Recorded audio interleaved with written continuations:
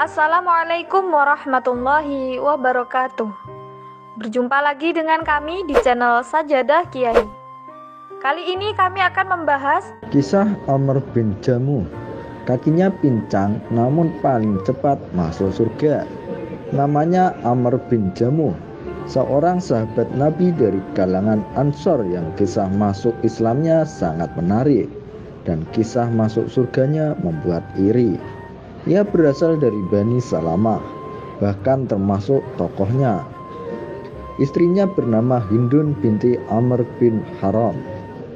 Dari pernikahannya dengan Hindun, ia dikaruniai 3 putra, yaitu Mu'ad, Mu'awid, dan Kholad. Layaknya orang-orang Yasrib lainnya, ia juga menyembah berhala. Ia memiliki sebuah berhala dari kayu yang ia namakan Manaf. Setiap hari berhala itu dirawatnya, dibersihkan, diberi wewangian, dan dimuliakan. Ketika anaknya Mu'ad bin Amr sudah masuk Islam, tokoh Bani Salamah ini masih menyembah Manaf. Tak sehari pun ia berhenti memuliakan dan memuja berhala kayunya itu. Kisah masuk Islamnya Amr bin Jamuh. Suatu hari, Mu'ad bin Amr punya ide untuk membuat ayahnya sadar dari sesatnya menyembah berhala. Cara biasa tak berhasil untuk mendakwai Amr bin Jamuh.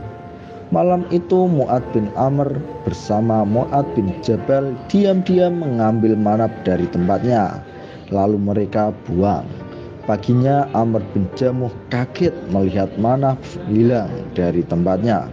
Setelah mencari ke sana kemari, akhirnya ia menemukan Tuhan itu di tempat sampah. Celaka kalian, siapa yang berbuat kurang ajar pada Tuhanku tadi malam? Teriak Amr ibnu Jamuh marah. Tak ada seorang pun yang mengaku bertanggung jawab atas penghinaan berhala itu. Ia lalu mencuci berhala itu, memberinya wewangian, dan meletakkannya kembali di tempatnya. Malam berikutnya, Mu'ad bin Amr dan Mu'ad bin Jabal kembali menjalankan aksi serupa. Mereka mengambil manaf dan membuangnya ke tempat sampah. Keesokan harinya, Amr bin Jamuh lagi-lagi terkejut sebab Tuhannya tak ada di tempat. Ia pun menemukan Tuhan itu di tempat sampah. Celaka kalian, siapa yang berbuat kurang ajar pada Tuhanku tadi malam? Amr bin Jamuh makin marah. Ia mulai kesal karena merasa dipermainkan. Ia tak ingin Tuhannya dihina lagi.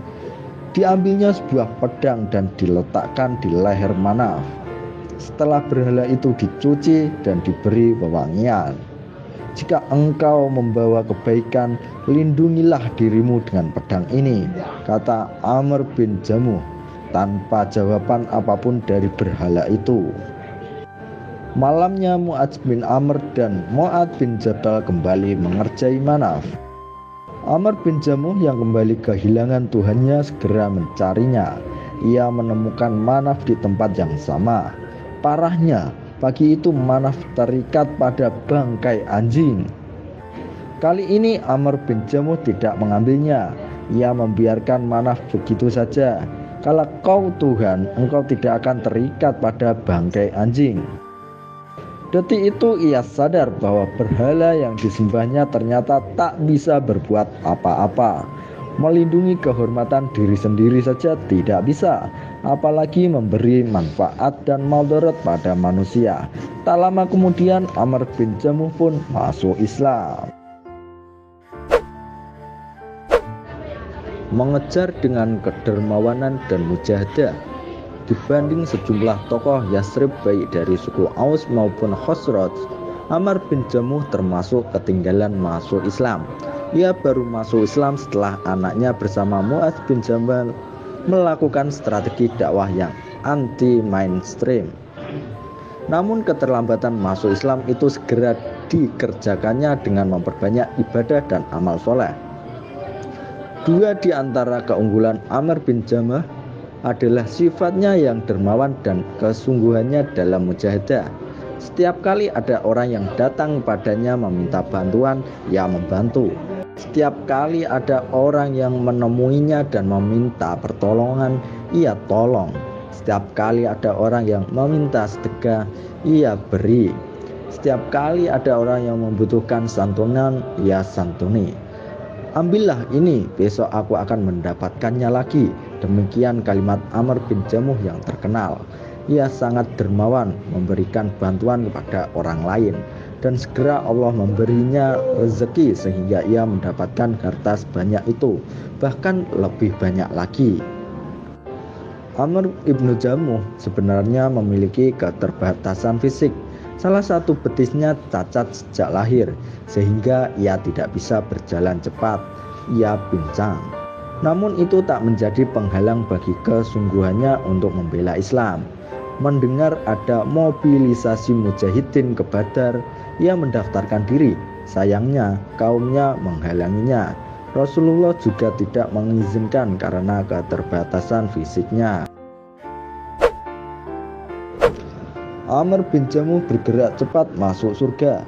Ketika datang seruan jihad ke medan Uhud, Amr bin Jamuh tak mau dihalangi lagi. Kalian telah melarangku ke perang Badar. Kali ini tak ada seorang pun yang boleh menghalangiku ke medan jihad. Sesungguhnya Allah memberimu izin untuk tidak pergi berperang, kata kaumnya membujuk agar ia tidak ikut.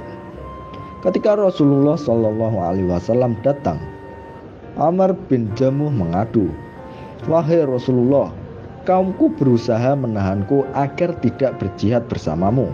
Demi Allah, aku sangat berharap bisa menjejakkan kaki pincangku ini di surga. Sesungguhnya Allah telah memaklumimu dan kau tidak wajib berjihad," sabda Rasulullah kepada Amr bin Jamuh. Kemudian beliau berpaling kepada kaum Bani Salamah dan bersabda, "Kalian tidak berdosa jika tidak dapat mencegahnya. Semoga Allah menganugerahinya dengan kesahidan." Mendengar sabda Rasulullah itu, Amr senang bukan kepalang. Rasulullah tidak melarangnya ikut perang Uhud, bahkan mendoakannya syahid. Ia lantas segera bergegas menyiapkan perbekalannya lalu berangkat bersama pasukan Madinah ke medan Uhud.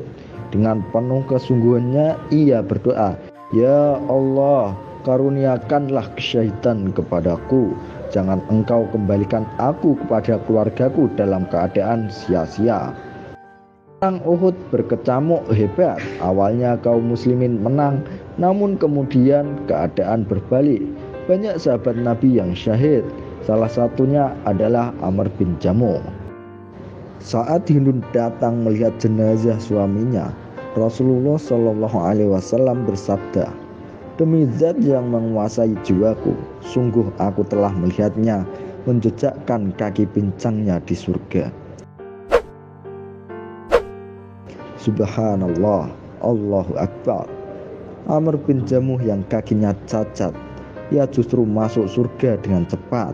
Di saat masih banyak sahabat yang masuk Islamnya lebih awal darinya, ia telah mendapatkan kabar gembira dari Rasulullah, masuk surga dengan kaki pincangnya.